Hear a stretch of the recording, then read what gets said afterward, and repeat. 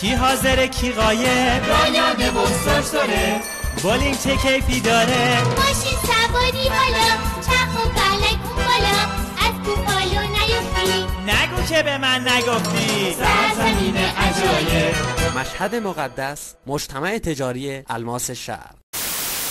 سلام قوری قوری جون اومدم خرید. به به سلام خانم کوچولو خوش اومدی. شامپو میخوام با صابون، محصول قورقوری جون. بفرمایید اینها برای کوچیکا و بزرگا. مایه ظرفشویی داری؟ بله ریکا بفرمایید. برای بهداشت پوست کرم داریم چه خوشبوست. برای تمیزی دست زن داروگر آماده است. برای دندونامون چی؟ خمیر دندون قورقوری. قوری قوری جون گل کاشتی، هر چی که خواستم داشتی. نشانه داروگر، درخت نخل تلاس، محصولی از قورقوریه، دوست همه بچه هاست داروگر.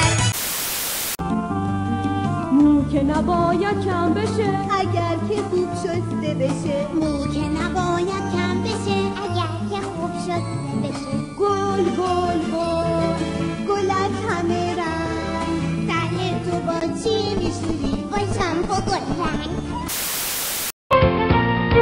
هدیه جدیدمون واسم شادی میاره، لوازم خونگیمون همش ناسیوناله. چرخ گوشت ناسیونال، محصول مشترک ایران و ژاپن.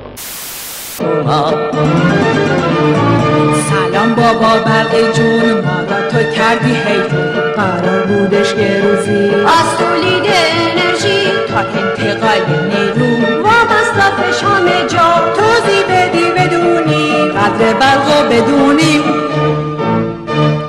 این که قصه نداره، هر کاری چاره داره. این درسم مثل قبلی به یادتون بمونه. پشت این سد خرابه، این توربین بخاره، از آب بارون و برق یا سوخت گاز و یا نه با بخار فراوون. این توربینا میچرخن تا از طریق کابها از وکلای گنده برقو بدن به شما. به کارخونه از قدرشو بدونید، همگی با هم بخونید. هرگز نشه فراموش لامپ اضافی خاموش. هرگز نشه فراموش لامپ اضافی خاموش.